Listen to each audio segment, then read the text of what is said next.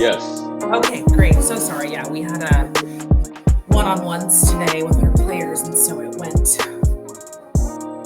It's good. Everything's good. It was But one-on-ones. Like they take as long as they need to. yeah, and for sure want to be there for them. And so I was like, I'm so sorry. I'm just gonna like text. I'm supposed to be doing a podcast, and so tried to wrap it up ASAP. Can y'all wrap this up? I'm ready to go.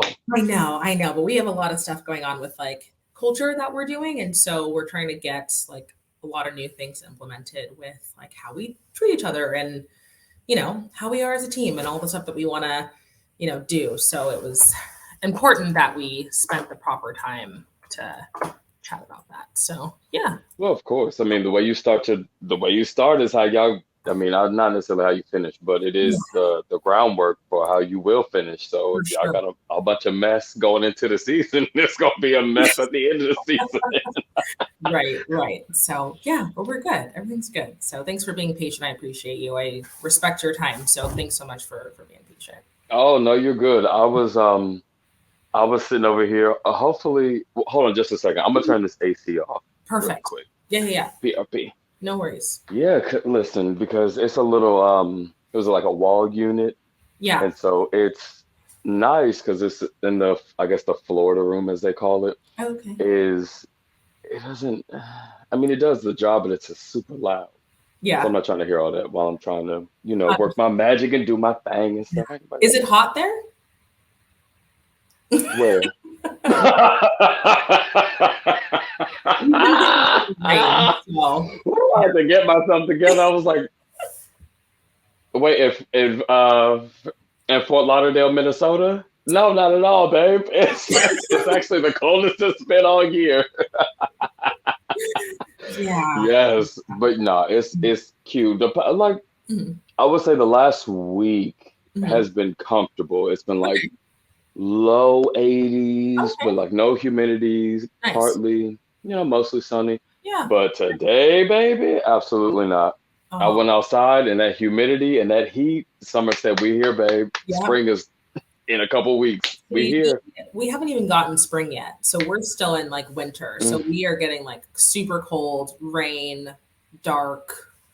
We haven't even hit spring yet, so I'm mm-mm. jealous. I'm from Southern California, and so coming up to Northern California, I didn't think things would be that different, but it's a whole new world up here. So as you can tell, I have Oh like a yeah. jacket on, and we're inside and all things. So I say, oh yeah, I've only been to San Bernardino in okay, California, which is like the most random of yeah, places to be. yeah, that is random. Yeah, I'm not sure Ah, there. but I was there for the NBA for Oh, last year. yeah, So cool. that's where they played their games. They're not there anymore. They're in Long Beach Yeah, now, I yeah, believe. hmm yeah, So I'll get a chance to see like LA and like California, yeah. you know. The But California, everybody other than Californians think of California, which is exactly. pretty much the same stuff as Florida. Yeah, yeah. It's like Miami. Yeah, Pretty much. It's like I don't know. Like Miami, Orlando, yeah. maybe like I mean sports related, you have like FSU Right. and UF and blah blah Mhm. blah, but Right. whatever. Whatever. How you been? See you. Good. Yeah, I'm good. Sorry, I have two monitors here, and I'm not that good at it, so I'm looking at you, but also Oh, you fancy. a little bit, slightly. Trying. Okay. Two Um, monitors. yeah, two monitors. No, I'm good. Yeah, I've just been really busy, but it's good. Busy, I'm learning so much in this new role, and it's been really good for me to get to kind of like see, the student athlete perspective from this side as a coach, because of course I Mm. played. And so, yeah, just realizing a lot of new things, and the game has grown and things have changed, rules have changed. And so it's good for me to like stay up to date on, the what's what in college Yeah, athletics. that's one thing I was at when I asked you while I was sitting here. I was, flipping through reels and blah blah blah blah blah. Yeah. But I was thinking, dang, like I didn't have to worry about any of this stuff when I was in high school or middle school. Like so now, and Mhm. you didn't have to. Did you have to worry about it when you were? Because it ain't like it was that long ago. I know it's so funny because I'm 26 and my players are like 18 to 22-ish. And so I'm like, yeah, it's not been, it's not been that Mm. long. Yeah. hmm How does that? But like, how does that work as a? Not how does it work as a program, but from your perspective, Mhm. having a younger coach, Mhm. because I'm kind of going through this too, where I'm looking around, I'm like, oh, well, I'm like really close in age to some of my athletes, even though I'm 32, but Yeah. still, Mhm. I would say usually what you Mhm. see is like there's an older coach with, Right. the kids. There's Mhm. really no, maybe a little bit of in between, but how do you, so can you talk about it? Yeah, absolutely. I think that was kind of one of the things that I thought might inhibit me from getting a job initially because I am not that far removed from when I played. However, Mhm. I think there's a couple things. So, first and foremost, is the fact that it's actually a benefit to have a younger coach because they can relate, right? So, I can Mhm. relate to my players, especially because I was exactly where they were only a few short years ago. And so, though there are lots of differences, it's kind of like, hey, I know what it takes to be successful and I've been where you've been and I've done things that you are hoping to do. And so Yeah. I think that actually really helped me. And I think the best, in my opinion, is to have um like a mix of experience. So like, Mhm. our head coach has a lot of experience. He's been around for a while. He's coached at some great universities and coached a lot of great athletes. And then you have me who's new to coaching, but I can kind of bridge that gap between player and coach, right? I'm still their coach, but I can kind of help bridge that gap of like, hey, it's been a while since my head coach has played, and he can't really relate to my experience as a young woman playing volleyball in the NCAA. But now I have an assistant coach who does understand that experience and who I can relate to a little bit. And so my advice to younger coaches is to really like tap into that, and also just like being a little bit more, relatable. It's just like it's something that you can tap into and really help your athletes understand of like, hey, yeah, you get it, right? Like you've been here. So that's been helpful for me, and I think it's also helped me to gain a lot of respect. And Mhm. I think, yeah, it's just like I want to make you better, and I've accomplished some pretty cool things, and I've been blessed enough to have some really great coaches that I've learned from as well. And Mhm. so, even though I don't have a ton of coaching experience, I do have playing experience, and so that's been helpful for sure. So, yeah. So how, hmm. Okay, so how, when you say that you don't have, yes, you may not have a lot of coaching experience, Mhm. but do you feel like you're less than, more than, equal to someone who, because here's the, you have the experience. It may just be in Mhm. maybe playing or maybe international or Yeah. beach or, so you have the touches, you Yeah. have, the knowledge. Mhm. Do you ever feel like, ooh, like, I don't know, maybe this ain't my thing, or maybe like, maybe I should just sit back on this one. How do you feel with the dynamic of different levels of coaches? Yeah. Because at that point, there's even the kids, Mhm. they like, I say kids, but Yeah. your athletes, Mhm. they are, they grown women. Yeah. Yeah. So how? Yeah. Yeah. Absolutely. Well, I think, for me, the main thing is, well, okay, so there's some things that I will absolutely like defer. I'll be like, I just frankly don't know. Like there are certain, like even with NIL, that's very new. It wasn't around when I was in school, and so there's different Mhm. rules around that. There's new like apps and support and things that I didn't have access to. So those are things that I will always just defer to someone who does know. And so, especially with Mhm. compliance things too, because you want to make sure obviously you're in compliance. And I'm like, if something happens, it ain't my fault, right? Like I checked Yeah, with yeah, compliance. So that's yeah, I right. usually will always defer for those things. And I'm pretty familiar with all the rules and things now. I have like posters and stuff in my office. So that I'm, up to date and privy to all the rules, but I still will always like to double check. But to answer your question in terms of like how do I feel really great. I think the playing experience helps me to feel I guess helps me to feel I guess the way that you worded it was like less than, more than, equal to. It makes me feel Mhm. like I belong because I do have a pretty good resume in terms of my Okay. playing experience. So I feel very like comfortable and like I know 100%.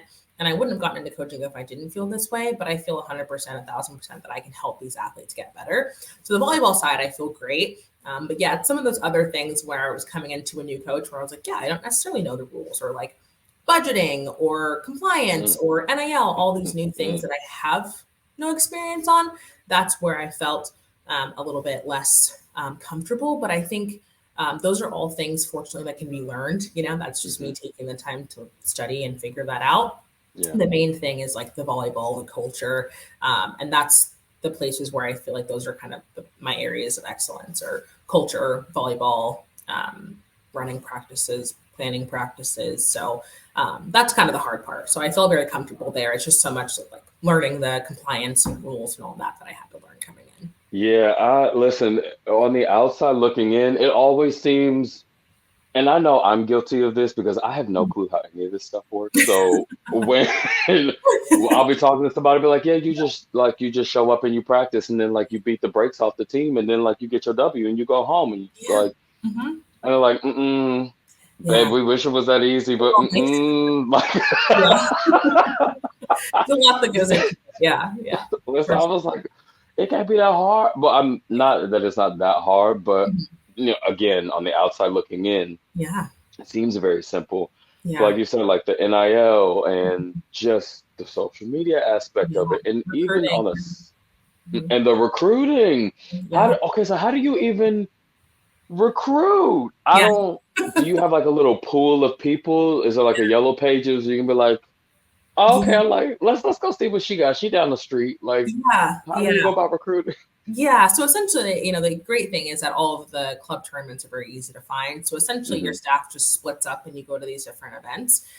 But the new thing that was new to me is the transfer portal. So back in my day, which like wasn't that long ago, but I love to say, Hmm. like, oh yeah, back in my era, right? That was like not that long. It was like 2018. But Like back in my day. yeah, exactly. Back in my day, we didn't have the transfer portal. It was like if you were going to transfer, it was kind of like under the table. It wasn't like this big thing. People found out when you committed to a new school.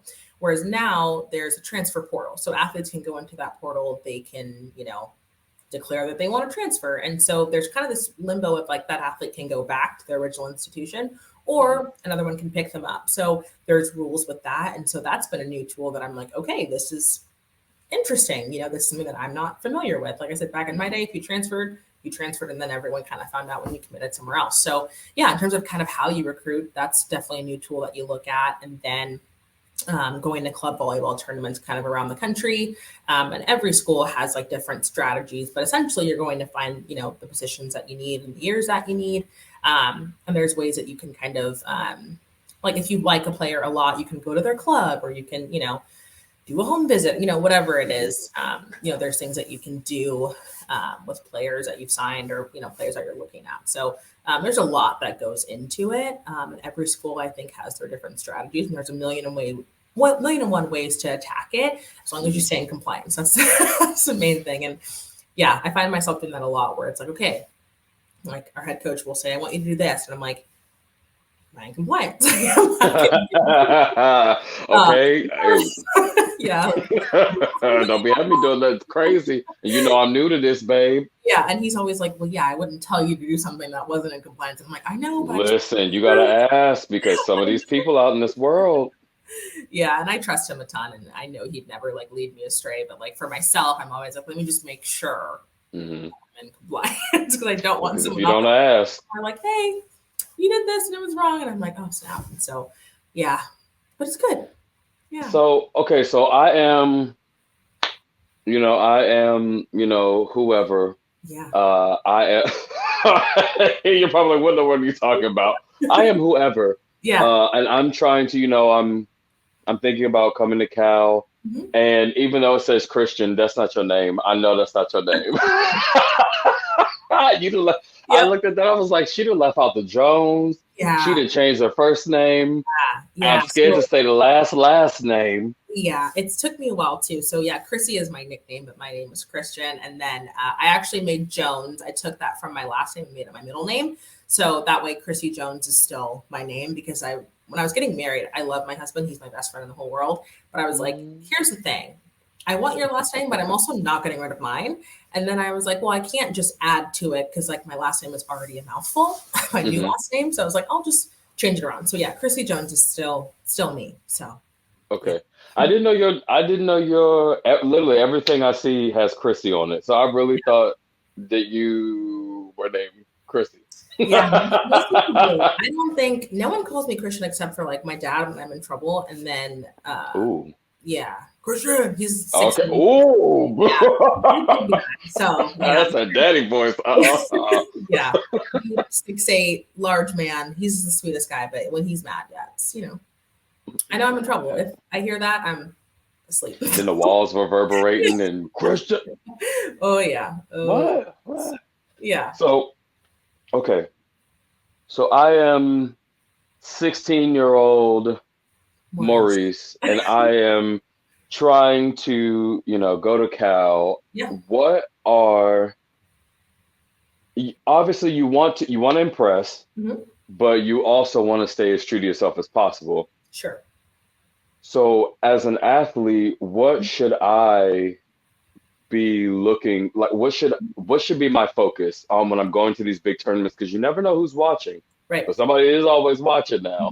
So, Yeah. what should I be looking forward to? What should I expect? What should I really be trying to hone in on Hmm. if I'm saying, okay, this is my one tournament, and I don't know if I'm going to get another one, but like this is my one shot to do this. What should I Hmm. focus on?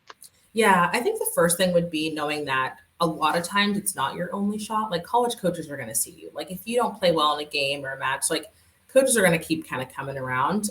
Most tournaments aren't as large. Like I was at Triple Crown a few weeks ago, and that I think had like 68 courts, so that was a little bit harder to maneuver. It was very large.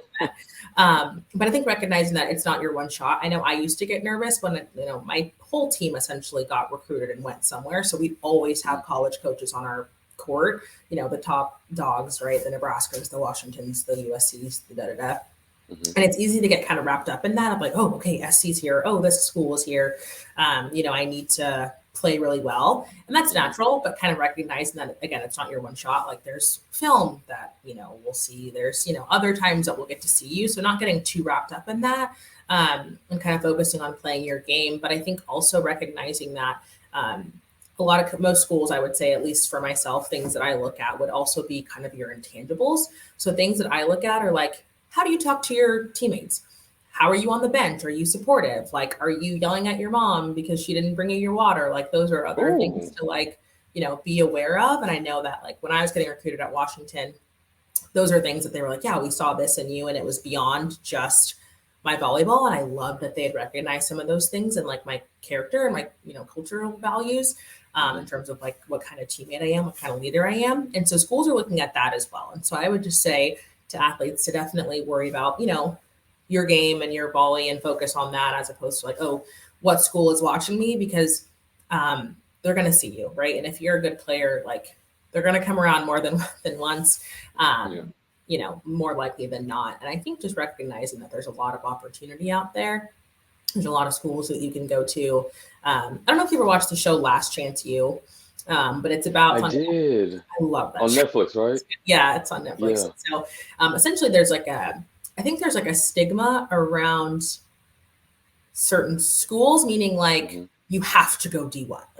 All of those guys are like, we want to go, we have to go D1, we have to go D1, which is great and wonderful. But there's also so many great programs like Division 1, whether it's, some of the top D1 schools, maybe it's some of the bottom, like it doesn't matter. Like I think this is kind of off topic, but valuing like No, you're getting good. like paid for is like a huge deal. And so, yeah, maybe if you don't like, get into your top school right away, or if your top school doesn't want you for volleyball, like maybe they will in the future. There's the transfer portal, there's whatever. Like I just think Mhm. recognizing that there's a lot of opportunity in general is a big deal. So yeah. And and n- even with California being as big, and we know the amount of volleyball that happens within California, Hmm. do you see any sort of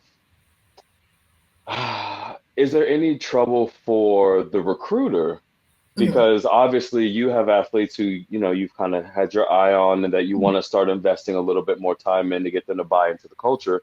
Yeah. But how is that when you do go up against, not go up against, but you do have a kid or an athlete who you're like dead set on, Hmm. but then they have so many options, how does one even, and this is why I asked you last time, how much of the program do you get to put yourself into? Like, how much of it is you? Yeah. Because for me, I think I would struggle if there was like a little script and it was like, okay, this is boom, boom, boom, boom, boom, boom, boom, boom, Yeah. boom, boom, boom, boom, boom, boom. Yeah. I would struggle with that. I struggle with that when it's like, that's also why I struggle with indoor when playing indoor. Coaching, love it. Yeah. But things that are more systematic for me and Hmm. more like Yeah. like repetitive, this is what you do, Yeah. I struggle at it and I don't know Yeah. why. But Yeah. how would you go against I keep saying go against like it's like a battle royale between Yeah. you and these kids. But how do you how Yeah. do you go about staying competitive with other schools with such a Mhm. high profile athlete? Yeah, absolutely. And it's such a hard thing because, every athlete is looking for something. And I also too Mhm. want to encourage athletes to look for more than just how that program has done in recent history. That's very, very important. However, there are a lot of things in your college experience like that you want beyond wins and losses, because what happens when the wins aren't there? Like, are you still happy in your Mm. program? How are things going? How are you, how do you align with the values of that program? It's also Mhm. really important because you're not always going to win. And Yeah. so, and only one team at the end wins the whole thing, right? And so, for athletes, ask those questions, like get to know the players, beyond just like what their favorite food is, like ask good questions. If you're a 16-year-old kid and you're on a visit, it's like you don't necessarily always know what to ask. A lot of times parents will have really good questions, but the athletes themselves, maybe don't know what to ask.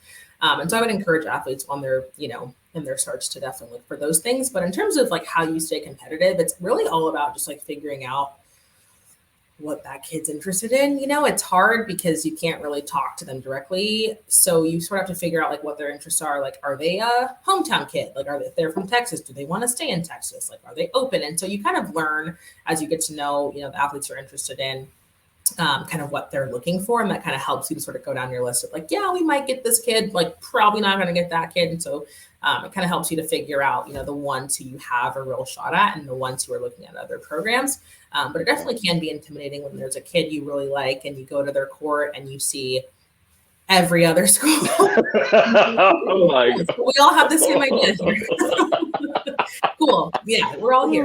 God. So yeah, you just learn what that kid's looking for. You try to find connections or ties. Maybe they have a sibling or a dad. Maybe to maybe why they'd want to come to your university. But also being able to advertise your university for more than just volleyball is helpful. So yeah, definitely a game and a strategy that I'm still learning. So yeah. So being you really have to be in it for the Hmm. love of the sport and to develop Hmm. the athlete if you are going to go into an assistant position. Hmm.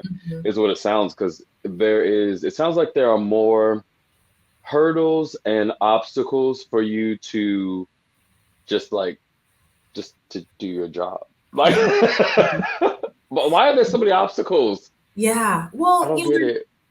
there need to be like rules in place. Like there have to be obstacles because you definitely want to make sure that athletes are getting, um, they're finding the right institutions, right? So you don't want, kids to get the first phone call from a school and then it's like, Hmm. yeah, I'll commit there. And then maybe that wasn't the best choice because they committed too early. Like there's all kinds of things. So the Okay. obstacles can be a little bit challenging, but I do believe that they are really necessary.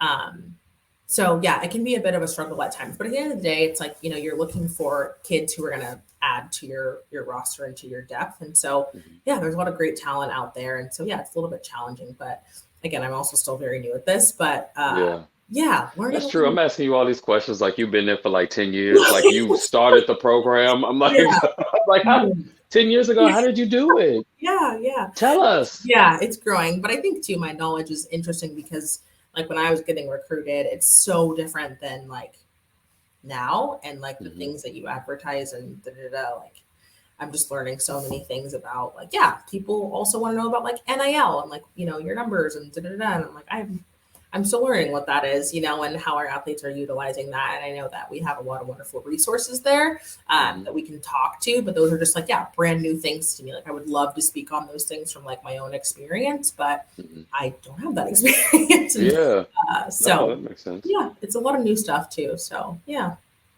NIL. So NIL. the kid. So how are the kids taking it? I mean, it's been a minute, but Yeah. how is it like? Has it sank in? Are the kids like, okay, let me go ahead and do this NIL. Let me get on my Mhm. apps, or is it still like deer in the headlights Yeah. for them? I think, it's interesting. So my little brother, he plays basketball at Long Beach State, and Hmm. like in talking to him, he's kind of like, I don't really know what to do. Like, I don't know how to get started. Now, if you're someone who already has a lot of followers, those things kind of come a little bit easier. And I also know this, it's not NIL, but like from my own experience playing professional, it's like if you got a lot of followers, if you have a lot of exposure, it's easier to kind of get those opportunities. And so for those kids, I think it may becomes a little bit easier. And again, like Cal has amazing resources. So like when those deals do come in, it's like all taken care of. It's good to go. It's like everything's kind of documented. So that's wonderful. But I think in terms of like getting those opportunities, it's kind of hard because it's like, do I just start emailing brands or do I, get on TikTok and make a video or like, how do you kind of start that process? So I think it is a little bit of a challenge and it seems kind of daunting for the ones who maybe don't have as much exposure as opposed to like, I think those deals kind of come in easier to the ones who already have that platform kind of built out. I mean, even you see it like, on TikTok, like Angel Reese, she's the basketball player at LSU. It's like she had like one viral video, then it's like, phew, like it's really, really taking highlight reel. Right. A block with a shoe in her hand, mid game, just like yeah, it takes off quick. And so I think, it's wonderful, like I said, that here at Cal we have that resource because it really can happen that quick where it's like you have a viral moment and then it's like things. You got to take the opportunity. Yeah. So yeah, it's awesome though. It's great that the athletes have that access and have that opportunity. So it's something I didn't have and that I wish I had. Not that I probably would have used it because I'm not the biggest social media. Well, you might have. I mean, you never know who. Listen, like if the people want to give you money to represent, I mean, you number one, but then also that they can tag along on that and it makes your life easier. Because are you still not allowed to give the families like money? Yeah, you can't do that. Can't do that. No. But the kids can make their own money and then funnel that money to their parents. I'm Is that honestly possible? not sure. I believe that like, I don't know. I'm actually not sure on that. Okay. I would think that like if the kid receives money and they wanted to like give money, as long as it wasn't like company sends money to mom. Like if it's like, yeah, it's your money, I'm sure you could. But I also don't know. Again, I would check with compliance. Okay. We just need to have like a little disclaimer up here to be like, please check compliance before the final decision is made on this video. Exactly. Well, I was wondering because it's, I think we see this more so in basketball and football. But you see that like kids coming out of not so ideal situations, parents working 13,000 jobs, single mother, whatever the case may be. And then it's like it's like we want the athlete, but we don't really respect or like really want to support where that athlete came from, even though without that beginning, you would not have this athlete. So I always wondered, why is it that number one, why was it that athletes weren't able to make money off of their name? That doesn't make any sense, but we changed that. And second, like whatever I was just talking about, I just lost my train of thought. I'll be losing my train of thought. That's okay. Yeah. And it probably got to do with that nap that I took right before. Oh, good. Good. I believe in that with my whole heart. Yeah, nap when you can. Yeah, I'm a big napper. Yep. I took a nap. Because the way I wasn't going outside, it was hot. It's hot. Yeah. You got your AC going, take a nap. And I got the AC going. And like the way that the house is, so the back of the house is facing due west. Okay. So, but there's also another house and then there's a bunch of palm trees. So when the sun sets, it's like black silhouette. It looks like so cozy. And I got comfortable and I took advantage of the opportunity and I laid down with no alarm. Good for you. Good for you. That is reckless. It is reckless. I'm woke up at 5:02. I was like, let's get up. I support it. And I was late coming on, so hopefully that helped the transition from. Oh, it did, because I got out the shower. I take hot showers. So I got out and I was sweating and I looked at my phone and I was like, ooh, I wonder if did she get the link? And then you're like, oh, I'm gonna be like 15 minutes later. I was like, praise. Right. Because I needed it. I have a candle in my house that says like smells like canceled plans, and then it says like I didn't want to go anyway. Like that's for me, like when people, like I'm like, it's fine. Like it's good. I'm such a homebody, I'm like, that's fine. You're late, don't worry about it. It's good. Okay. Like Just take your we're time. Oh, you chilling. didn't Yeah. show up? Give me 10 minutes. Yeah. It's good. I do apologize for being late though. So So are you genuinely okay if people flake on you? Depending, it depends on what well, it is. Yeah. But okay. like I would say I I don't go outside. I like my husband's my best friend, and so we're foodies, so we like go out to eat. That's like Mm, our thing. But I think we talked about this a little bit, but like when I was playing on the AVP, the 1 year that they had the player parties before COVID, like I never went. Like I never went. And yeah, you told me. yeah, I'm not huge on that. I'm such a like get my work done and then like go home, have dinner, relax. Mm, Like I'm not like, oh, like I'm not the kind of person who recharges with like social activity. I recharge with okay. like being at home minding my business. And so Leave me that's alone. That's how I yeah. recharge. And so yeah, and my friends all know that too. Like there's times like, can you do this? And I'm like, but if it's like an event I'm really excited for, then yeah, I get disappointed. But it takes a lot Okay. for me to like, because it's nothing for me to like, because I'm not like a big like makeup person either. It's nothing for me to like Yes. get that hair tie out, put the hair and lay down, And pop a business bun up in there and call it a day.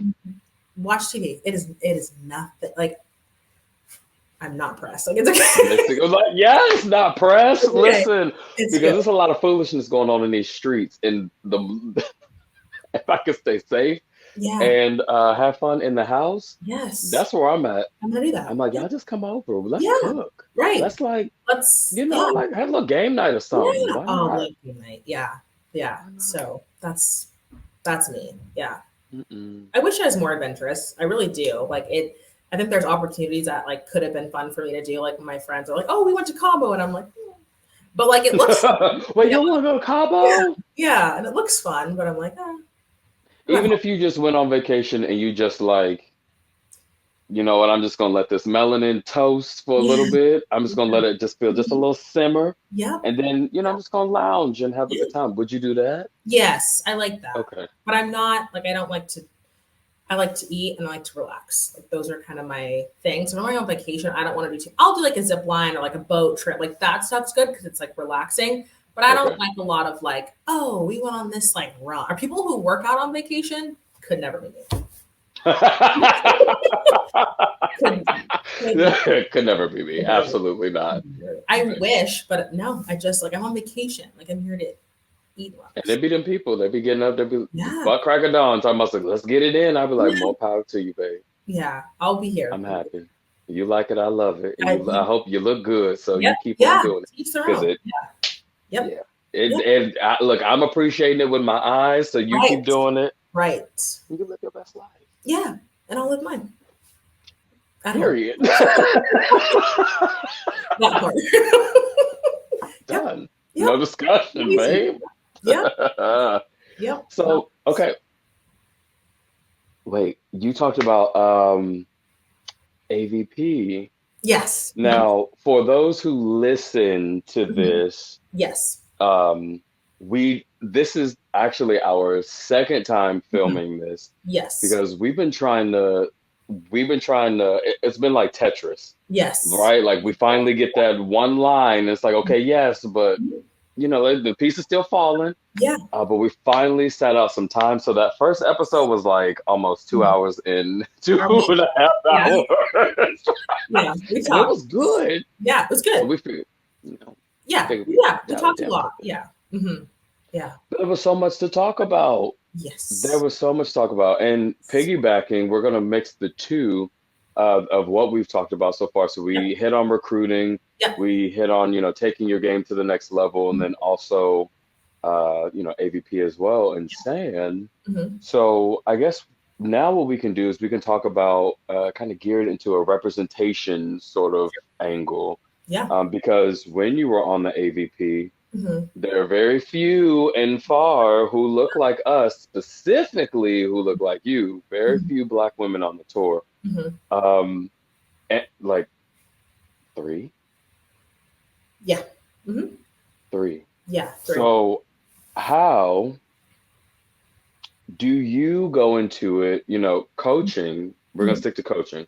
Okay. How do you go into it coaching, knowing that you are providing representation in a space, Hmm. um, and you're coming from a place of I've been there, I've done this, but also there's very few people who look like me who've done this. Hmm. Inspirational, I would think, to the next generation of athletes. But can you talk about what your approach is Yeah. um, for the sport of volleyball, like as a Mhm. whole, being a Black woman Yeah. in California? Yeah, absolutely. And I think I'll talk about it too as a player in general. I think, one of the cool things was Annette Davis, who is, also a Black woman who played beach volleyball stellar with Jenny Johnson Jordan. She had reached out to me and was just like, hey, like, I see you, I know what you're doing. It was like a really special thing for me because growing up, I watched a little bit of beach volleyball, but like it wasn't really like on my radar that much. I was mostly focusing on indoor. But when I Hmm. think of beach volleyball, like, and if you'd ask probably anyone, not anyone, but if you ask a lot of people, um, about Black women who have played beach volleyball, I would assume that most of them wouldn't really have a ton of answers, right? Because there haven't Yeah. been a lot of people that have come through. But I think in terms of like representation, it's huge for me to kind of be able to provide that example, for girls growing up that look like me to say, hey, oh, okay, like she's done this, like I'd like to do um, that as well, or I can do that. I think I talked to you a little bit about last time that I'm on the diversity, equity, and inclusion board for Hmm. a nonprofit called Beach Nation, and so they do a lot of work in inner cities and with other just like clubs, and they work with a lot of different kids and athletes, which is Hmm. cool because again, it's like they get to kind of see like, oh, okay, yeah, and like I didn't come from money like at all. My parents both grew up poor in Long Beach and the very not safe areas of Long Beach. Maybe not poor, but they definitely like weren't rich. We'll just Yeah, say, like listen. I'm from Southeast DC, so I'm like, yeah, say less, my babe, dad's say like, less.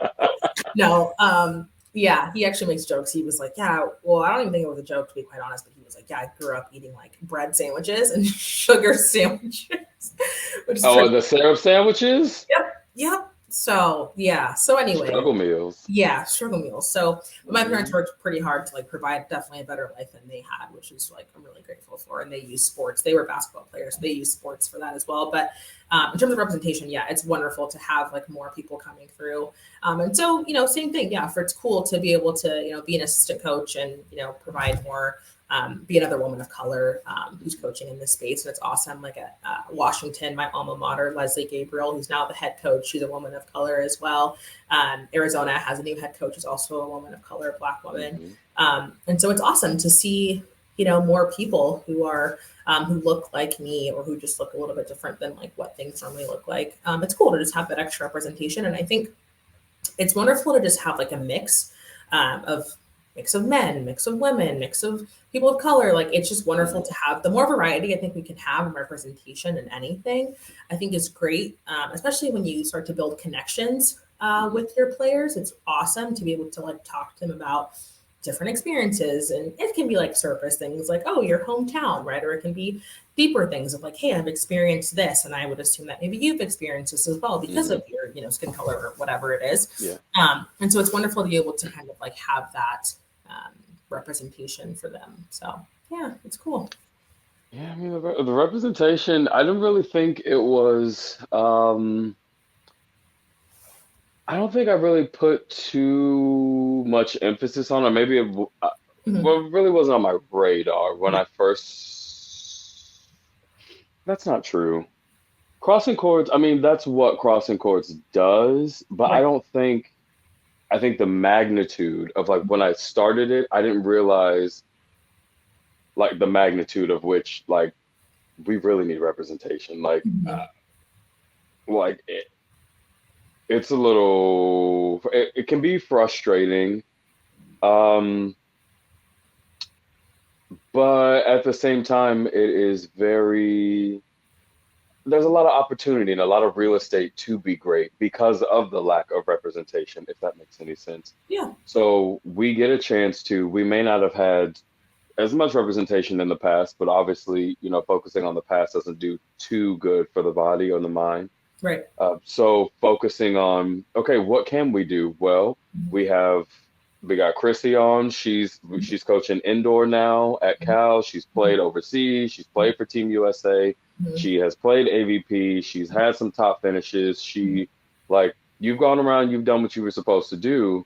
Yeah. It's nice for somebody, if I were a young black woman Mhm. looking, trying to play volleyball, Mhm. maybe playing beach, maybe I can still see you in both sides of the game, Right. even though there's grass. Mhm. In the two main ones, I can see you. So it's like, Yeah. oh, well, if she could do both, Mhm. maybe I could do both. Yeah. Maybe I could do more than her. Yeah. Maybe, you never know. So yeah, like Mhm. I'm at this place now. I'm at this place with crossing courts. I don't know if I told you this. I'm starting to get a little frustrated. Okay. Um, and I don't really know how to use that frustration. I know I want to use it in like a productive way, obviously, Yeah. but I don't want to use it in a Right. productive way. Yeah. That's important. Yes, let's start there. Yeah. I do want to be, Be productive. Yeah. yeah. Yeah. Yeah. But I don't know in what way I want to execute it. Okay. And I will, okay, so I'm running into, when I first started crossing courts, it really wasn't an issue because no one knew where crossing courts Right. was. It was more like, oh, that's so cool. Yeah. But now I feel like I'm getting a little, like, no pun intended, a little kickback from it. Oh, okay. Yeah, I think and we talked about this in the first episode, the first time we spoke Yeah. about misunderstandings, misinterpretations, Sure. just ignorance, just a lack of knowledge. Not to call someone like, oh, you're ignorant, but just you Right. just don't know because you haven't had to experience it. Sure. So what I'm finding out now is when I'm telling people about crossing courts, Mhm. and I'm telling them about, hey, I want to make sure that everybody is Mhm. included, emphasis on people of color, because I Mhm. know what it's like to not have those opportunities, Yeah. I wish I could do volleyball. Mhm. I wish I could do these things, but Mhm. it's like finding Nemo. You think you could do these camp, but you just can't, Yeah. Nemo. Yeah. Like, so now what I'm finding are people who, white folks, um, are like, well, why are you, it's almost like, why are you leaving white youth Mhm. out? Mhm. But that's not the case at all. Mhm. So I don't know. I'm getting frustrated because I feel like my message within Crossing Courts is mm, it's being taken in a way that I don't want it to be taken. And it doesn't matter how much I, tell somebody, oh no, this is what it's about. You still Yeah. get that, when you're looking at somebody and you try to explain something, they're like, "Mm, Yeah. Mhm. Yeah. okay, yeah, yeah, yeah." So Yeah. that's why I'm like, I'm gonna get mad, and Yeah. I can't like lash out, but Yeah. so Mhm. I guess what would be your? Do you have any advice for me? Yeah. Because I felt you've definitely been in a position where you was representing. Yeah. Yeah. So can you maybe shed some light on this for Absolutely. me, please? Yeah, I think the biggest thing is the more that you can promote unity, I think Hmm. sometimes it can come off negative when it's like, hey, I only want to highlight this one experience, even Hmm. though, from the way that you're looking at it, you're like, hey, there's not much of this experience being highlighted. So I want to Hmm. add to that conversation. I think just like remembering that, like, it's additive, like, hey, I'm Hmm. highlighting Black voices, but I also do have, other races on here as well, and it's not just the Black experience. Which, like, I mean, it's your platform. You can do whatever it is, but I think a lot of times it's easy to accidentally other someone Hmm. by saying like, "Hey, I only want to do this, or I only want to stay in this space." Because it comes off as like, oh, you don't, maybe you don't like or you don't agree with, other people. Yeah. Um, uh, so I think in general, just the more that you can like include people, and especially because I think we talked about this last time as well, the more that we can like educate each other, like Mm-hmm. People can educate white people. The more that we can have like diversity in education and have these conversations. I think I told you last time, one of my old beach partner was like, I want to be a better like advocate for, it was around the time of like 2020 when things were kind of happening with like Black Lives Matter, et cetera. And she was like, I want to be more of like an advocate and an ally and like support the Black community, but I don't know how because there isn't a ton of like direction and it seems kind of like separate, like you kind of are in one boat or you're in the other, but it's like the more that we can kind of bridge that gap and say, hey, like here's my experience, what's your experience, okay, like how can we meet in the middle. Mm-hmm. There's a really great, it's really eye-opening, I forget, it's called I'm Not Racist, I think it's a music video and a song, and I forget, it might be Joyner Lucas, but it's a music video, and essentially it's a Black man and then someone who's supposed to represent like a Trump supporter, and they have like a dialogue. It's like, okay, the Black guy like speaks his piece, and then like the Trump supporter speaks their piece, and at the end they like shake hands because it's like you've got out your side, I've got out my side, and then we kind of meet in the middle. And I think with that, right, it's like I think there's a lot of division right now with like this side versus this side, and there's not a lot of like how can we meet in the middle, or like here's why I'm doing what I'm doing is because like I feel this way. And I think the more that you can continue to like add in, you know, more diversity will be helpful, because I think it's easy to just come off as like, oh, I only want to speak about this one thing. Whereas like I believe that your intention is to like unify and like add to what already exists, you know? I mean, that's the goal. I mean, and that's what crossing court to me very simple is just providing these opportunities that I didn't have. So I remember on my last week of high school, that was the first time I ever played volleyball. And I'm super athletic, but I was like, okay, you know, like this is how stubborn I was and kind of still am. Yeah. But they were trying to teach me a 5-1. And I'm like, absolutely not. All of y'all go on one side. It's 6 on 1. Yep. That's it. Figure it out. I get my 3 touches, 6 on 1. I was running around. Look, I was trying, but I wish that there were people who looked like me in this sport who I could relate to, because I think we hear enough people of color talk about how we feel that sometimes we may be pigeonholed to basketball and football and track and field.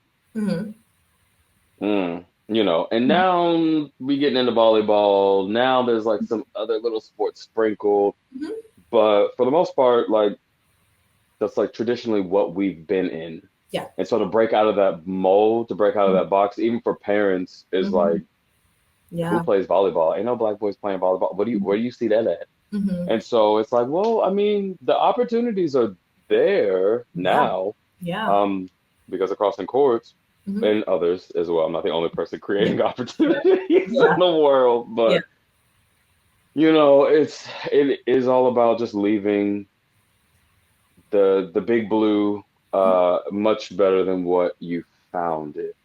And I think with my intention being what it is, it's frustrating because I'm like, I'm tired of having this conversation. with folks. I'm just like tired of it. I'm really tired of just a lot of things that are going on in this on this timeline that we're on right now. It's a lot of foolishness that doesn't need to be happening, but you know, that's for another episode and another time. And you know, we're not gonna get into it, but and y'all listening, y'all know what we're talking about. It's a lot of foolishness. And I think, you know, it's important to not like sweep those things under the rug. And I think the more that we can be as educational and like conversational, as opposed to like, here's this is how I feel and that's it. But the more we can add a little bit of like, hey, here's how we're going to change, or here's how you can help, is going to be the key. I think that's to anything, right? It's like if I were to personally like hurt or offend you, and you're like, you offended me, and I'm like, okay, how? Like, I don't want to offend you, right? But I don't know what I did, or I don't know how to move forward, or like even, thinking about our own like internal biases or like, anything, right? It's like you want to make sure that you're providing an opportunity to like educate and help people grow. And I think you and I talked about this, in our first conversation too, where it's like, sometimes we don't know that we've offended people. And sometimes it seems obvious, or it seems obvious, like a solution, or like it seems like if something is too complex, I'm just going to not deal with it because it's, too easy to offend or it's too difficult to fix. Right. But it's like the more that we can add direction, and this applies with everything, even in coaching, like I'm telling my players, instead of saying this was good or this was bad, I'll tell them like, hey, your arm was here, it needed to be here. Or like your footwork was this, it needs to be this. Like, I think the more like directional, factual, like conversations that we can have is like the best way to go about it. And then also understanding that sometimes like things are just really sticky and maybe there isn't a direct like solution, but understanding that like at the end of the day, like you said about like leaving the world better than you found it, but also like leaving people better than you like found them, or like leaving your relationship with someone better than you found it. Like, even if we had a disagreement at the end of the day, like, can we meet in the middle and go forward? Or can we like agree to disagree or whatever it is, but like we can still go forward and like respect one another and like our boundaries. I think that's the biggest thing, because we're not always going to agree. We're not always going to see things the same way. So it's challenging, and it's hard with, all aspects of life and people, right? It's dealing with people, but I think there's so much opportunity for growth, and it's wonderful that there are people who are like wanting to have these conversations, because they are important and they often like don't get had. But I think the more we can have them with like other kinds of people, diversify the conversations and who we're having conversations with, I think that's going to be like wonderful. Yeah. I think so too. I also think that it's like the fact that it's 2023 and we still having conversations about the color of people's skin is like a little ridiculous. But Yeah. I wish I had an answer for everything. Look, I wish I had one too. Otherwise, we wouldn't. Look, if we did, we wouldn't be here. Yeah, we wouldn't be having this issue. Yeah, and I think a lot of institutions have like wonderful like things that they're doing and wonderful initiatives that they're taking, which is really all you can ask for. It's like, let's have this conversation, or let's create a committee or a group. Like, all of these things are really, really great and helpful, and like give people an action item, not just like, oh yeah, I support you, but I'm like not really doing anything about it. And that's with any like group, right? It's not just a race thing. It's it expands beyond that. But the more we can understand at a base level that like we're all human and we all want to be like loved and respected, or and just like we all want to coexist and enjoy life together and coexist on this planet. I think the more we can kind of try to find ways that we are alike and highlight those, it'll make it easier for us to kind of like navigate the differences and like the times where things get a little bit sticky. So yeah, it's hard, but we gonna do it. I mean, I ain't gonna stop doing it, but I'm still gonna do it now. Yeah. But it is challenging. I just didn't. I didn't know what I thought. I think I thought like, oh, if you find something that's your hobby and you find a way to monetize it, then that'll be like, that's your dream job. Yeah. But I didn't realize like the more I cared about something, the more I was going to want to put more time and effort into it, which means more vulnerability was going to be required. Yeah. And absolutely. I don't think I was prepared for that. Yeah. Because I'm very much like, I don't know who you are, girl. Like, who? Yeah.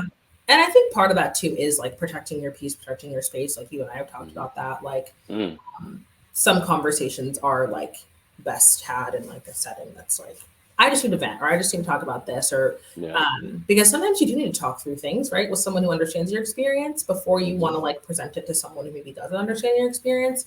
And that's again with anything, it's like sometimes like if I have an issue with like a friend, I'll like ask my husband, like, am I crazy? Like, like I'm wrong here, right? Like, yes. Thank you. No, yeah. So it's just like it's. Yeah. And it's about protecting your place and your peace, and like having those conversations with people who are willing, because there are also a lot of people who are not willing to talk about those kinds of things. So like understanding, respecting that as well. Like, okay, like this isn't important to you, like that's fine. Again, if we can just like move forward with mutual respect for one another, like that's we can do that, you know. So yeah. And there you have it, boys and girls. Yeah. Listen, get it together. Yeah. Harmony and not divisiveness, please. Yeah. I don't know how many times we gotta have this lesson throughout history. I don't know how many times we gotta say it. Like it just doesn't work when we're all isolated and you're just worried about your thing and I'm worried about my thing. There is so much overlap with our 7 billion plus people in the world that unity and some sort of cohesiveness and teamwork has to exist. Yeah. You know, I understand like getting the bag is nice, but like you want to get to the top of the mountain and just be sitting there by yourself. Right. Not I. Yeah. Bring your people with you. Yeah. Treat people the way you want to be treated. Yeah, absolutely. I definitely agree. Yeah. And I think too, it's like sometimes it's even hard, like just you want to make sure that you're seeing people as like humans before anything else, you know? And I think, you know, when you go through any issues, right? It's like, if you talk about, like, for example, like in Berkeley, where we are, it's really close to San Francisco and there's a large homeless population. And so it's easy to be like, oh, like I'm afraid of this person because they're homeless. So that must mean that they're like stealing things but it's the case, right? It's like, it's easy to like create narratives in your head about a group of people that may not be true based off like one experience or one news report or whatever. But I think understanding like we're all human, we all make mistakes, like, you know, and we all are different and have different like, you know, wants and needs, but at the general level, we all want to be respected, you know, secure in life, right? And secure. Yeah, security. It's important. Secure in all ways. Like physically, mentally, we talk about mental health all the time. Like when you say, and I tell my kids this, I would say a closed off mind is a rotted mind or rotting mind. So make sure you're talking, make sure you're communicating, make sure if you have something you want to get off your chest that you do it, that you're respectful. But like they're tough conversations. But again, at the end of the day, these are things that you don't get, you know, you go overseas, you don't get to pick who's on your team. You don't get to pick who your coach is. You don't get to pick, you know, sometimes that's the only offer that you got. You're going to take your offer and try to make something of it, or you just going, that's not where I want to go. So sometimes you have to, you know, you have to work through the weird and you have to be comfortable being uncomfortable. That's just how life works. That's how boys and girls, I'm sorry. Like at some point you got to get off that social media and you have to live with your fellow brothers and sisters in the world, right? And if you can't get it together, then like don't come out. Yeah. It's so interesting because the comment about like getting off of social media and getting in the real world, I think it's so important because, and that's, you know, me, I'm not a social media person. And part of that is for this reason is because it really does distort your reality. Wait. Although somebody has been posting to their story quite a bit in the past 4 days. Ever since the last a little more. Ever since your last podcast, I was like, I should probably do this. So yes, I have been on my story more. Yes, I will post on my story. That feels like a little bit less commitment because, like, you know, it goes away and it's whatever. But I usually post like a Bible verse, or I post it on my little brother. He plays tonight actually, so I'll be on the stories as well. But yeah, just trying to again promote like positivity and love, and like that's just like something that I feel like kind of called to in a way. So I usually use my stories for that, or to scream at my brother, and you know. In a good way, because I'm so proud of him. Yes, in a good way. Is he quiet? Yes, we both are. We're both quiet. Okay. And, like we're both also. I hate to like call myself funny, but we're both also hilarious. Like once you get to know us and we open up, like we're hilarious, especially like as a unit. Like my family, like my dad is the funniest person that I know. My brother is very similar. Like we have the same sense of humor. You know, we get along really well. You know, we joke and we laugh and all the things, but. Yeah, it's good. I'm so proud of him. He's, you know, another, you know, athlete. My whole family is comprised of athletes. I'm sure you can imagine. My dad, I told you he's 6'8". My mom's like 5'10". They all No. You told me your daddy was big. You told me he was a big 6'8". man. You did not tell me he was the golly green giant. Yeah. You didn't tell me that. Yeah, he's a tall guy, and he went into college at 6'6", and left at 6'8". So my brother still might also grow. My brother's like 6'5" right now. But my Okay. dad actually is a big reason why I decided to like play and play for as long as I did, because my dad actually he attended Cal State Fullerton to play basketball. Again, no money, like very no money. Um, and then went to Okay. Fullerton, like went there. That was kind of an opportunity for him to like get out of, the place that he was living, which was like a very unsafe place to be. And he was home, I believe, for like Christmas break. And of course, like growing up in the area that he grew up in, like a lot of his friends were involved in like gang activity. So he's like home for break, just like trying to see his friends. And he was actually shot. Uh, so he got shot, and it was like very, very bad. He actually almost died. Like they were pretty much telling my grandma to like make funeral arrangements, and he still has like on one of his hands he can't like straighten it all the way, and he still has like shrapnel in his body from it. Yeah, it was really bad. And so, but he was a really good basketball player, but he never got to like live up to his potential. He like played a little bit after. I think he played professional for a couple of years, but like not in the NBA, but like overseas. But yeah, he didn't get to kind of like live out his experience. And I think, it's hard because of course it's like the stigma of like, yeah, the guy from the inner city, like of course he gets shot. Like it's like I hated that from him. But for me, it was like I wanted to continue playing the sport and playing it as long as I could, and also giving back to the sport, because like my dad didn't get that opportunity because like someone decided to shoot him because he was just like standing with a group of friends that he didn't realize had beef with like whatever, and so it was a whole thing. But so it's that was kind of heavy. No, I tell my kids they don't understand it because they're kids, but I'm like, you are who you hang around. You are who you hang around. So you need to choose very carefully, choose very wisely. Yeah. Some of my kids are making very poor decisions at such a young age, and I'm like, if I need to snatch you up and deal with your mom and daddy later, I will snatch you up, because at least you will be alive. Yeah. At least you're not going to be dead in somebody's graveyard somewhere because somebody didn't care enough about you to like pull you aside and just, this is not going to work in the actual world. It may work in your house, which it probably ain't working in your house, but you get away with it in your house.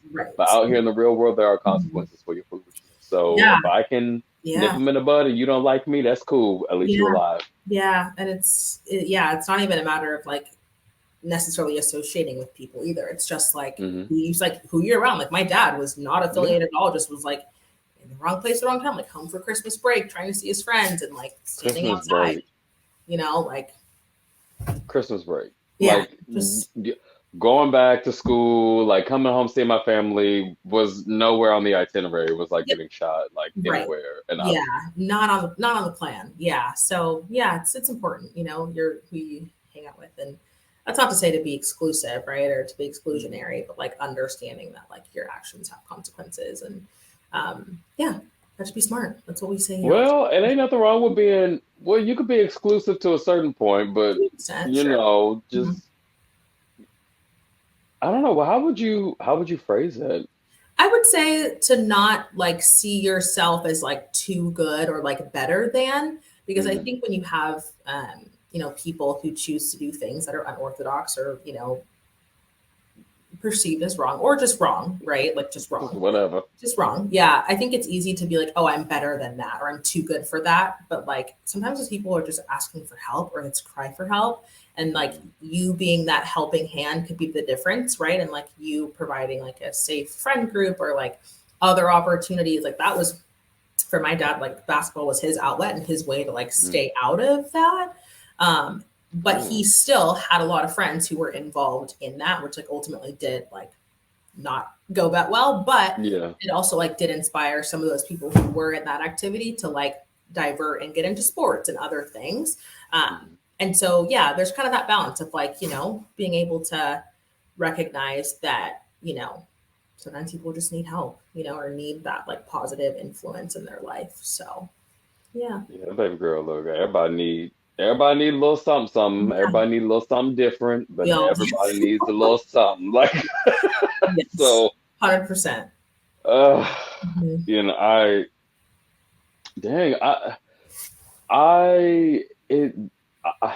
want to say like, oh, that sucks, because it was like sounds so juvenile, but Damn, like that sucks. Like you are home, like your whole, Mm-hmm. you're talking about your dad, like his whole course Mm-hmm. of where he thought he was going to be going Mm-hmm. changed just like that. That It quick. didn't have nothing to do with anything he did. Mm-mm. Nothing. Just home All visiting. about the people. Somebody was trying to get to somebody else he was around and end up getting Mm-hmm. him and drove off and just said bye. Yep. Guy just shot into a group of people, and of course, my dad's Yeah. 6'8", also probably like 6'7" at this time. So like, of course, large target. Very, Yeah, of course. Right. very large target. Yeah. Yes, you are correct.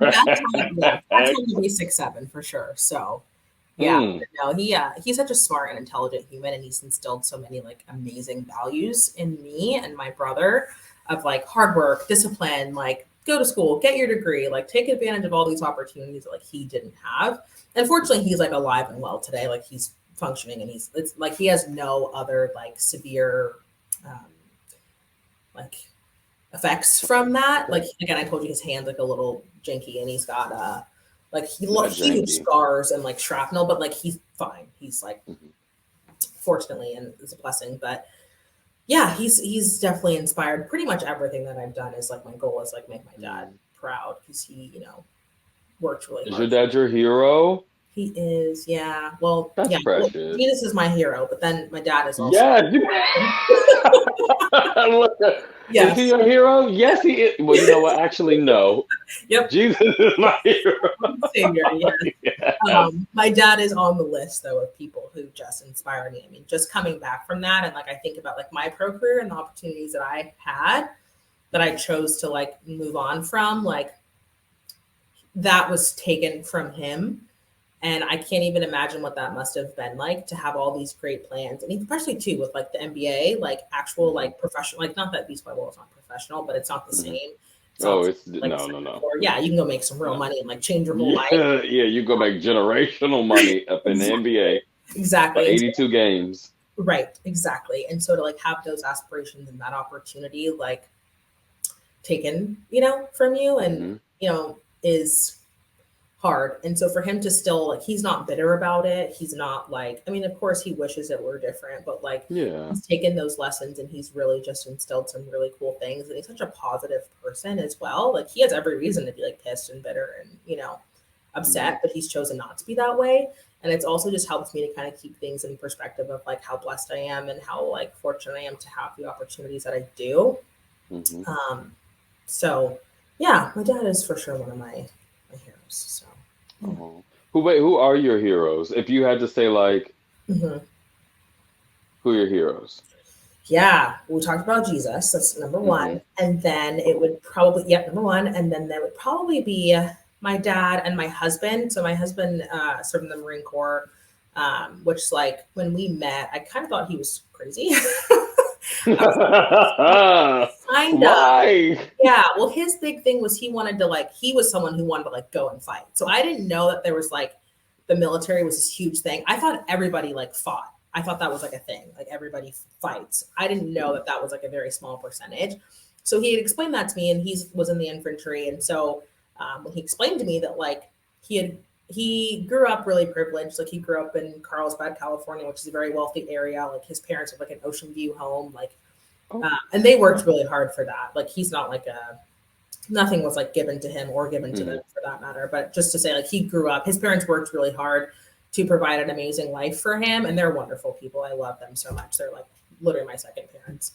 Um, Hmm. but yeah, so he grew up like really privileged, and he was like, I want to give back. Like I'm willing to put my life on the line to like protect American citizens, which like at first I was like, wow. Like, I mean, the Bible says Okay. like one of the greatest ways to love is to like lay down your life for another.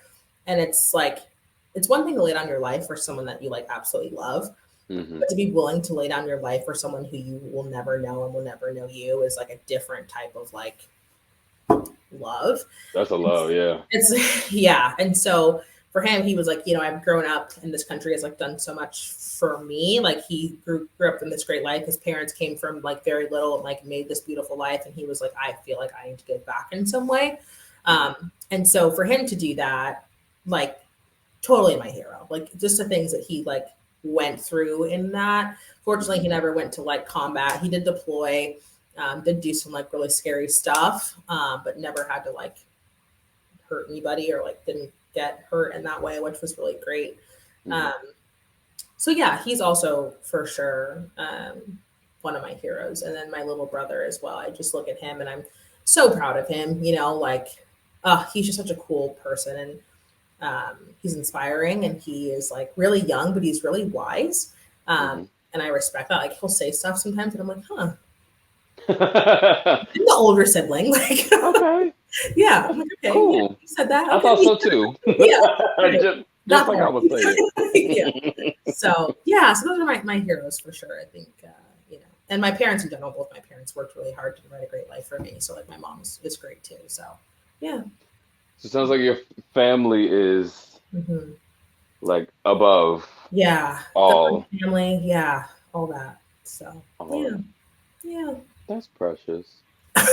It is, but it's It is. Listen, I don't have the same. Again, this is for a whole nother episode, but I don't have right because we will be here. We will be here till it's time for you to go to work in the morning. Yep. If you let me. Yep. But I don't have that same feeling towards my family or even with my family or like parents or anyone. I'm trying now to, you know, to start developing it because I'm like, well, what am I going to do? Die? And then like, oh, I wish that I had, no, like get up, go talk to your family. Like they're your family. They're not going to like harm you. But if they do, they live in DC. So good luck. Right. Have fun. Thanks for coming to visit me. But you know, yes. So I'm always fascinated in a sense when people speak about their like their moms and their dads and their brothers and their sisters like with such admiration and clearly with such a you can tell when someone really loves something because it's like they kind of detach from the present and kind of just like go live off in this realm full of memories and love and affection and feelings while still telling you about, you know, kind of what they're going through. So I can see when you're like, oh, my dad, the way you speak about your brother, the way you speak about your husband. I'm like, damn, I'm like, like, well, how you meet your husband? Maybe I need to go meet me somebody No, there. it's actually so funny. So this is my husband, for anyone watching. This is when he got home from deployment. Oh, look at the baby face. Yeah. Not you having your hair all down, not in a business bun. Well, we hadn't seen each other for almost 7 months. So I had to look, you know, I had to remind him why he loved me in the first place. No, I'm kidding. But no, you're not, because you did it. So you ain't playing because you did it. True. Yes, true. I feel no, you're right. You're right. But that's your baby. You're supposed to love your baby. Look good for your baby. Yeah, exactly. Yeah, I wanted to look nice for him. But it's funny you asked how we met. We actually met on Bumble, which is so funny because it used to be embarrassing. I used to be like, Bumble, like I used to like whisper it. Listen, don't know. Yeah, don't want to know. But I had gotten out of a really long relationship that I was really unhappy in. And I was like, okay, like my friends were kind of like, you know, just like try it, you know, get on the apps. It's fun. And I was like, oh, I don't really want to. And he's actually kind of similar where he's not like, neither of us are social media people. But we had matched, which like, I do believe was like an act of God, honestly, because like we were like very, very far apart. Like we still to this day have no idea how we like matched because we're like from different areas. But anyways, we did. And we had like a very deep conversation, like the first time. Like I was like, I'm not meeting you until we like talk on the phone, like FaceTime. Like it's also the middle of ABP season. So I'm like, I'm very busy. Oh, absolutely. Oh, yeah. Yeah. So like, I'm going to meet. Right. But also safety reasons. Like, yeah, totally. There's like, a lot of documentaries coming out about some crazy folk. So you had to shift a little bit. 100%. Yeah, there's a lot of crazy stuff. And so I was like, yeah, let me just like make sure you're a normal person. And we talked like for I think it was like 6 hours on our first conversation. And it was like really deep and really intentional. And I was like, okay. And then we had talked pretty much every day, and the conversations would be like 3-4 hours. And I was like, okay, like we'll go on a date. And so we went on a date, and it went like really well. And we both pretty much knew from then on, like it was like good to go. We had talked all about like values and morals and faith and like all of that. We were really in alignment. So yeah, it's been like It was a easy. done deal. I didn't think that like, because of course, like no couple's perfect, but like No. I didn't think that like love would be so easy. Like I'm never worried about like him doing something crazy, or like I don't like, we communicate so well, and I think it's just such a blessing, to like have someone who really is like my best friend and like support system. But also like challenges me in ways that I just like didn't realize, and it's very honest with me. Like I was saying before, I'll be like, am I crazy? Am I in the wrong? And he'll be like, yep. Okay. You are. Good. Is. So yeah, it was a very like interesting journey of like how we met. And we actually got married. So we met in mid-August and then got married in April. So it was like a 6 or 7 month, like very quick, but it was also COVID. So he had like proposed in March, and we were like, well, we're not sure if we'll ever be able to get married at this point. You better do it now before you get the chance. Yep. So we got married on a laptop in a hotel room with a like preacher person who was like in Utah. Like it was just crazy because it was COVID. So like everything was closed. So yeah, we paid like $800 and like got married. And then this summer we'll have like an actual like wedding celebration. Because we've been married like since 2020, April 2020. Oh, so that's a cute story. Yeah, it'll be almost 3 years, and we still haven't done like a honeymoon or a wedding or anything. So we're excited this summer to be able to do a little bit of that. So, and it's interesting. You talk about representation, like being in an interracial marriage also is like very interesting. Like very interesting. Especially for, well, I would say for both sides. It could be very extreme for both sides. Yeah. So it's yeah. It's interesting. Yeah. Sometimes, or like the questions people ask, like it's very normal. Like we're just people, These two people that love each other. Yeah, y'all stop being ugly in them comments. Yeah, it's nothing like different, we're just different races. And I think we talked about it a little bit, but like it's been so wonderful to see like his growth as well, in terms of like he will ask questions, like stuff he sees in the news or like stuff he hears. He'll ask questions like about, my experience about like Black history. Like he called me one time and was like, oh yeah, like, I forget what it was he was watching, but he was watching a document. I think it was When They See Us. Have you seen that? It's like about the Exonerated Five. So essentially, they're formerly called the Central Park Five.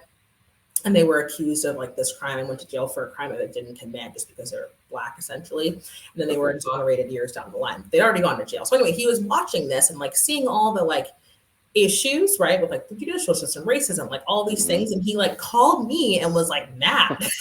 Like, oh my goodness, like, did you know that and this? And I'm like, yes, I've seen it, but like, yeah, and that's kind of where I come from too, of like having those conversations with like two willing people who have had two different experiences of like we can chat and educate each other, and then like it's helpful too for me to understand his experience, because like he grew up, like I said before, like not wealthy, but like had a very nice home, very like perceived to be like very, very wealthy. And they did well. Okay, like, yes.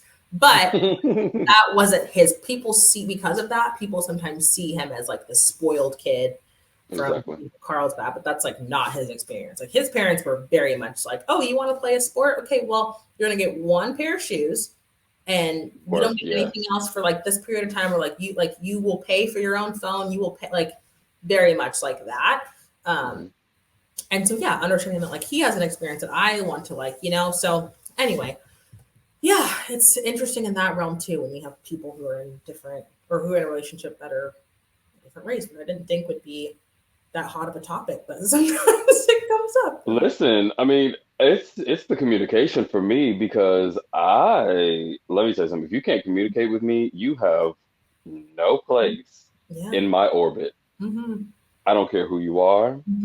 If you cannot tell me, just like in any sort of way, like, email it, Mhm. leave a voice message, you know, like Yeah. there's so many, right? Yeah. Listen, like there's so many options for you to just tell me how you feel, because how am I supposed to know if I'm doing something right or wrong, or whatever you may perceive to be right or Mhm. wrong, Yep. if you don't speak up?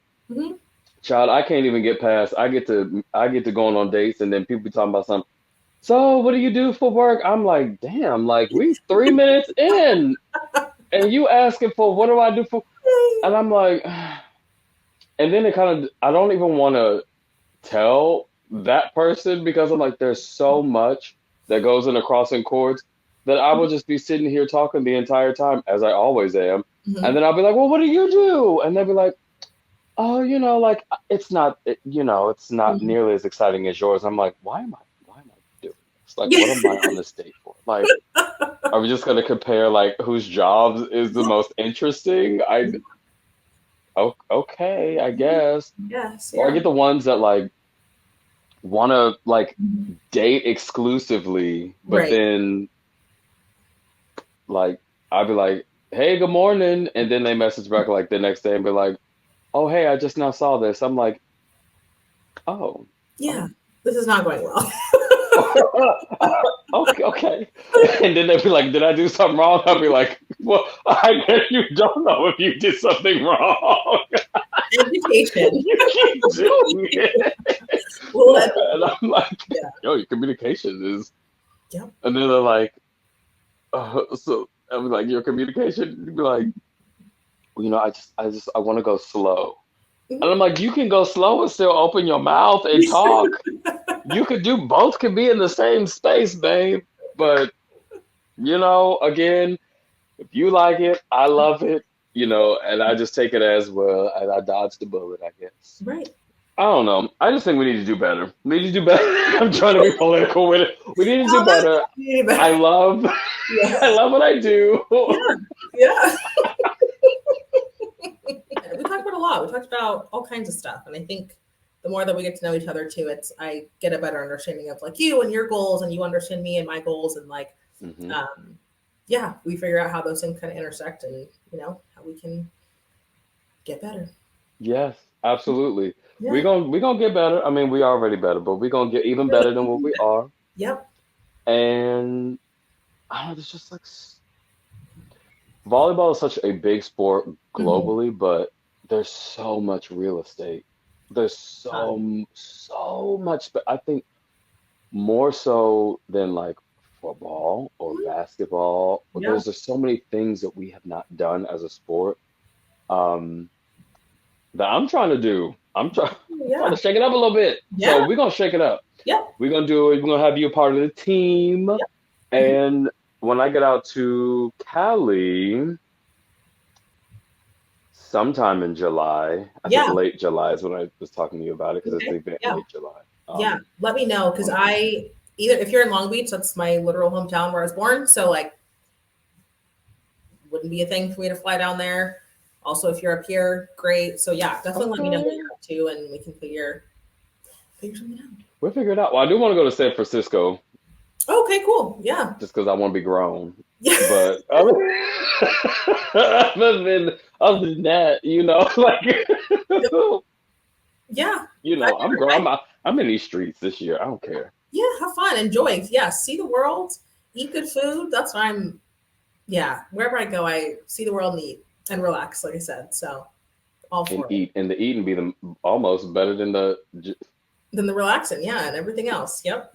Yep. I'm a foodie, so I hear you. That's Me too. that's my thing. Yeah, we're eating. So Yeah. Oh, we definitely eat. If we ain't gonna do nothing else, we eating and we lounging and we sleeping and we okay, eating. cool. Go to the beach. You can play a little volleyball. Yeah, sounds good. Hmm. Yeah, Hmm. man. We gonna do it. Yep. Now, oh, it's remind me of something else. Yeah. Let me get up off of here. I'm gonna Okay. message you these ideas, and then I talk to you. I talk to you in a minute, Keisha. As I Perfect. tell my friends, Keisha, I'll talk to you soon. Yep. Give me a text and I'll text you back. Okay. Well, you have a fantastic day. Thank you so much for being a part of the volleyball kickback show. Yes. Thanks for The having me. lighting seems like it's right in there. The sun is still up. Kind of, yeah. you got time to do things. Yeah, I do. And thanks so much for having me. I really appreciate it. And I'm excited to continue the conversation and get better. Absolutely. Anything you need, you let me know. I'll be here. Likewise. Okay. Thanks, Maurice. Talk to you soon. All right, boo boo. Bye. Bye.